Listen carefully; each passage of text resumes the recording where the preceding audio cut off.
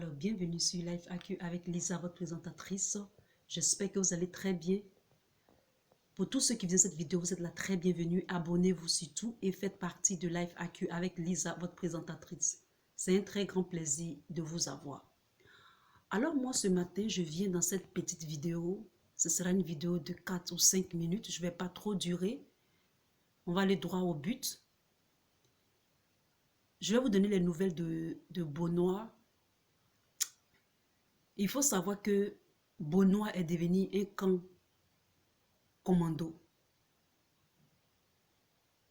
Depuis la première manifestation acharnée des jeunes de Benoît, il faut savoir que Benoît est devenu une ville assiégée par, c'est-à-dire par les sbires de Ouattara.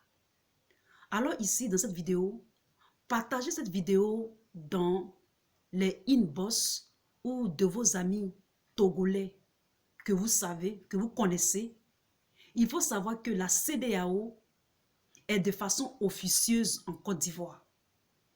C'est-à-dire, la CEDEAO est de façon officieuse en Côte d'Ivoire. Il s'est avéré que il nous a été rapporté par des gens de Benoît que une jeune fille qui est togolaise vivant à Benoît a rencontré son oncle dans les corps habillés venus à Benoît. Tout étonné, elle lui a demandé, mais qu'est-ce que tu fais là? Et il lui a répondu tout simplement que je suis en mission. Donc ici, voici de façon succincte cette armée qui n'est pas l'armée régulière de la Côte d'Ivoire est pleine d'étrangers de la CEDEAO. Et ça, nous pouvons déduire qu'il est en concordance avec leur cinéma, leurs petits manèges qu'ils sont venus faire en Côte d'Ivoire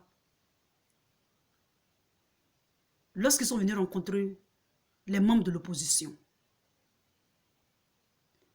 La représentante de la CEDEAO, sinon, oui, de la CEDEAO, cette dame qui avait presque cautionné les massacres en Côte d'Ivoire et qu'elle ne voyait rien, a cautionné le troisième mandat de Alassane Ouattara, nous prouve que, je dis bien de façon officieuse, la CEDEAO, c'est-à-dire l'armée de la CEDEAO, où ils sont de façon officieuse en Côte d'Ivoire.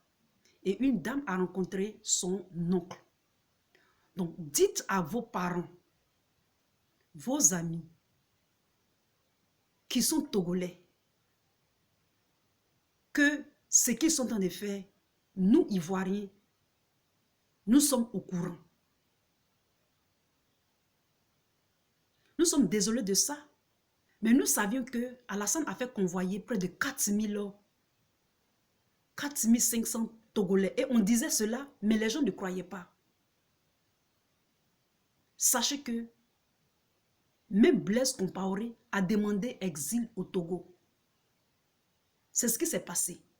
Donc vous les frères togolais, vous les Africains togolais, qui participez au massacre des Ivoiriens en Côte d'Ivoire, votre nom est sorti. Sachez que lorsque tout cela va finir, nous allons prendre des mesures drastiques contre le Togo.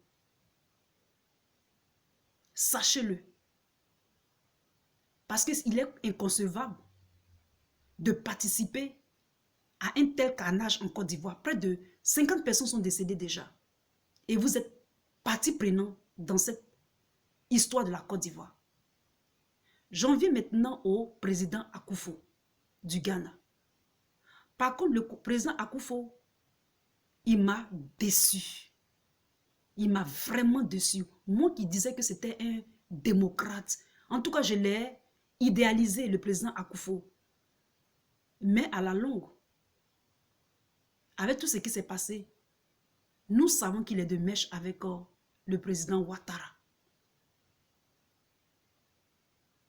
Moi, quelqu'un m'avait dit que c'était un corrompu, mais moi je n'ai pas cru. le président Akufo. Donc, tout ce que je paie dans cette vidéo, sachez que la CEDEAO est de façon officieuse en Côte d'Ivoire. Et tous ceux qui ont été recrutés de la CEDEAO, j'espère que vous pourriez rentrer lorsque ça va se déclencher. Je dis bien lorsque ça va se déclencher. Je vous remercie. Que Dieu veille sur la Côte d'Ivoire et à très bientôt. C'était votre Lisa. Bye.